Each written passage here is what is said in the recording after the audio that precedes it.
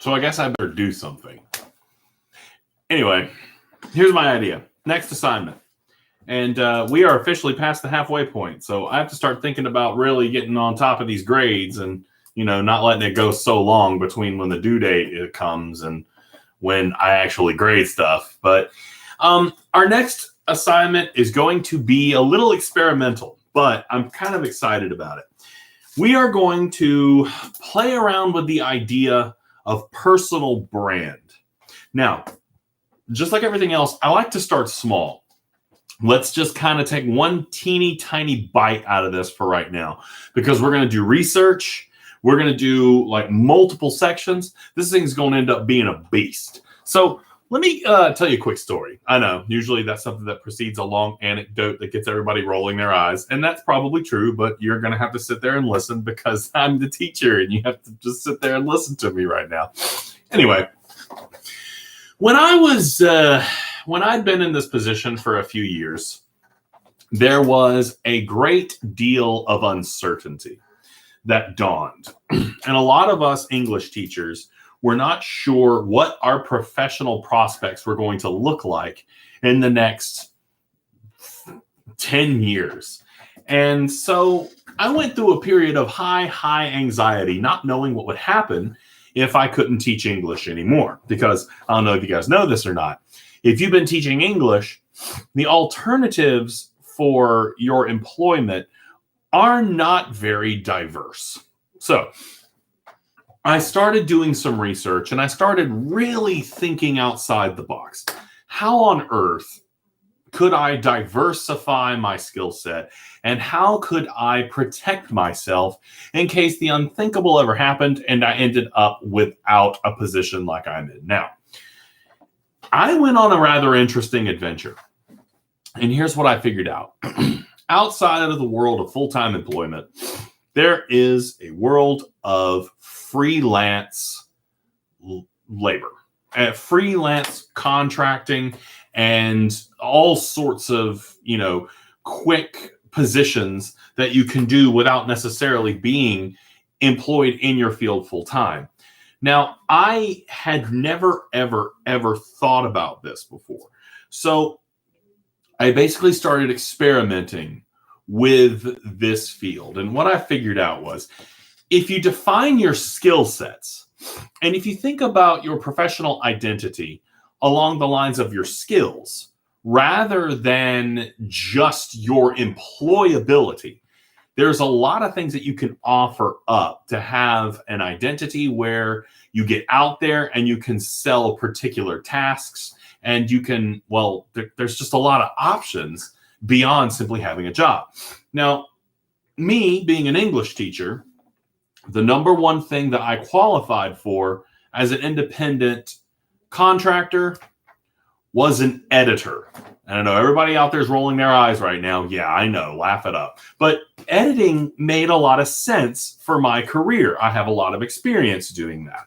And so the thing was, in my training and in my education, I had absolutely no idea how to market myself as an editor.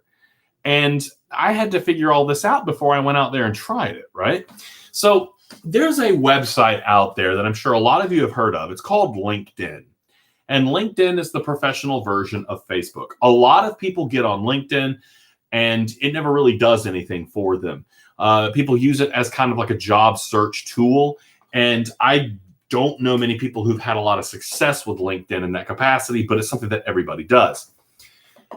For me, LinkedIn was a place to connect with other people who were interested in becoming editors on an independent basis, right? There were groups online of writers, groups of editors, and all sorts of professional groups where people were talking about how to be a freelance editor. I learned a great deal of stuff from those professional groups. Like, I learned what the more seasoned editors were asking for as an hourly rate. I learned how to find potential clients, and I learned how to partition my time. All this information was out there on LinkedIn and on the web for free. Now, eventually, in my experimentation, I found a client. And one of the ways that I did it was I severely underpriced myself in order to get in the door with this client. That I edited this person's book. I got my credit for that editing, and this person wrote me a recommendation.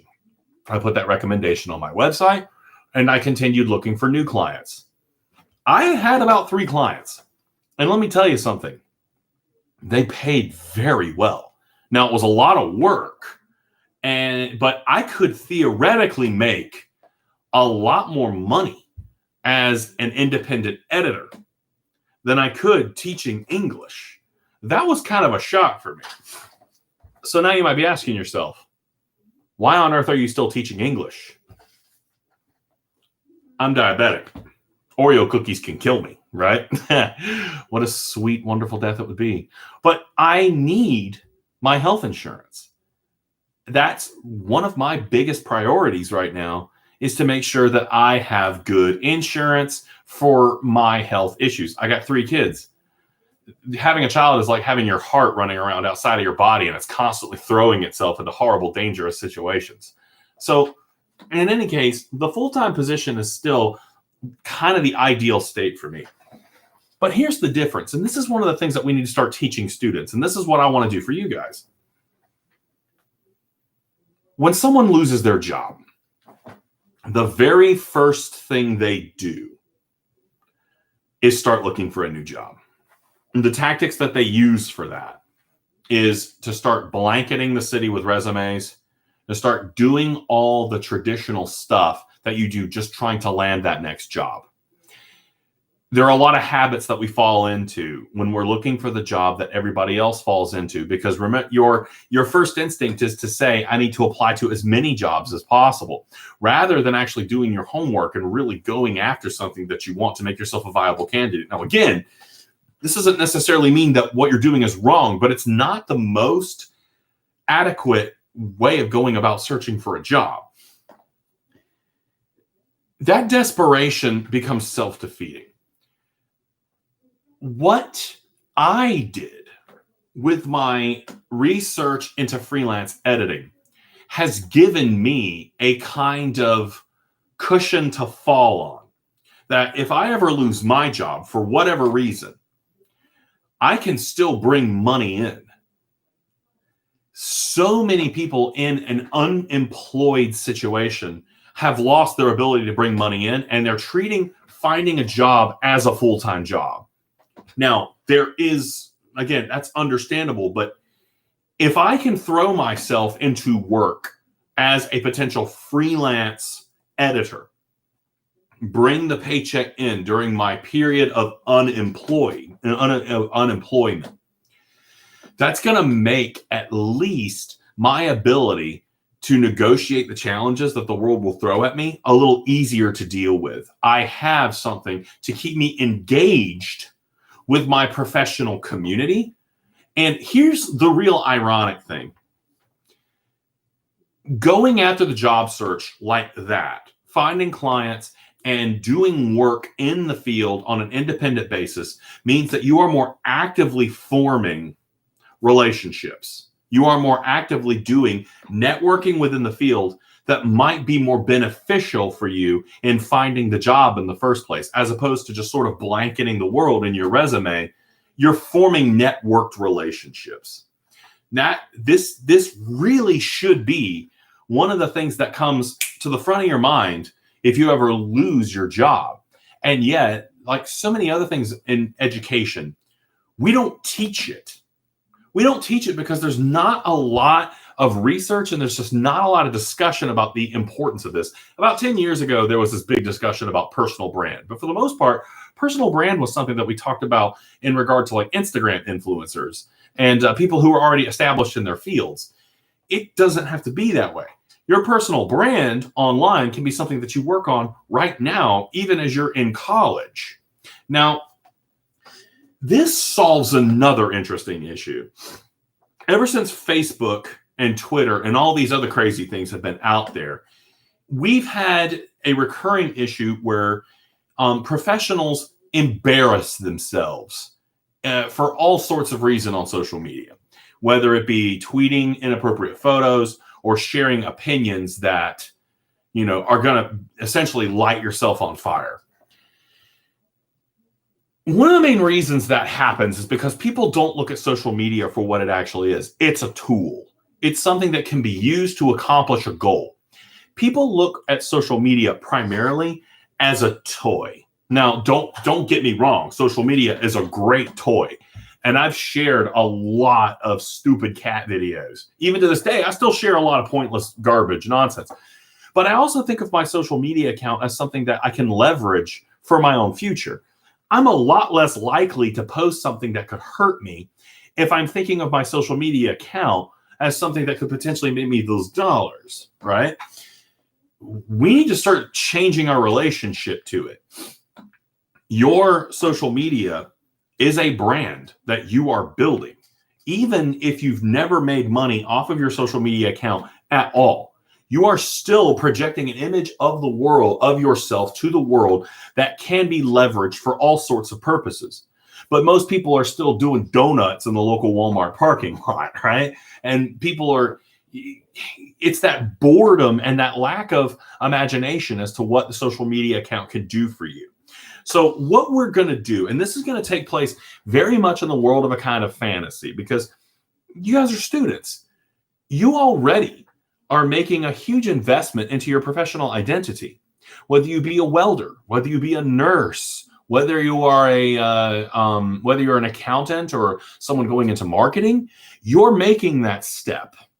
You're taking those first steps into becoming a professional. You are investing in yourself. We need to learn to create social media and to project images of ourselves that can come back to us and magnify our abilities rather than hampering them. Now, the first step we need to make, I'm saying step a lot today. I'm obsessed with steps. What can I say? Huh? The first thing we need to think about is our skill set. Now, it's okay for you to not have many skills to draw on right now because, one, you've probably never thought about it before. Two, you're in the process of building that skill set right now within the major that you've chosen. So what I want you to do first for this assignment, I'm going to, of course, write these guidelines up soon, but I want to take baby steps into this because this is going to be a big one. There's going to be a lot of stuff involved with this. But the first thing I want you to do is I want you to think about the skills that you are creating right now. And you can also consider some skills that you have right now. What are some things that you could potentially market on a freelance basis? When you graduate, what will you know how to do?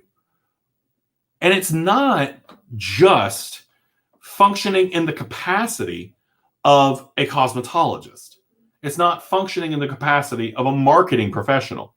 I want you to think about specifically what you can do that someone would say, I'm willing to pay for that because I don't want to do it myself, or I can't do it myself. Everybody has it. This is what a technical college should be giving you. This is one of my favorite topics right now because this is what takes us from a standard English course of you put the comma in the wrong place to how can I make you money one day? And how can I help you survive when the world implodes on itself? Now, of course, not in the capacity of it's doomsday and we're on top of the gas station trying to fight off the zombies, but your job folds up. It's not even any fault of your own, but all of a sudden you're left with nothing. What do you do? I want you to have options. I want you to have something you can fall back on, and this is how we do it. So for today's discussion, all I want you to do is think of those skills. What skills do you have? Don't worry about it sounding a little silly, too. If you're a welder, there's all sorts of stuff you could come up with. If you're a nurse, man, that's an interesting one. The skills of a nurse. You might have some business acumen because of your ability to organize and your ability to multitask. There's a lot of ways that you could universalize the things that your college has given you. So I want you to be creative with this. I want you to think really hard about what you will be skilled at. And I want you to give me a nice quick paragraph discussion of these skill sets in the new discussion forum, which will be called the personal brand assignment. This is the first step. I look forward to what you guys come up with. This is going to be a bit of a challenge, but we can kind of sit back and relax and play around with this concept for a while before we have to turn it into anything formal. Oh, by the way, I am going to make you create a fictional social media account that plays up these things. You don't actually have to go on his Twitter or Facebook and create an account, but I want you to come up with some dummy stuff. You could put it into a Word file and just try to create a social media account that could be useful for you in a professional context. I'll give you lots of tactics on how to do that. I'm excited. This is a cool one that I came up with last night as I was staring at my ceiling and fearing for the future. My kids beat the crap out of me on the trampoline last night. I'm kind of depressed about it. This is what I do. Anyway, happy writing.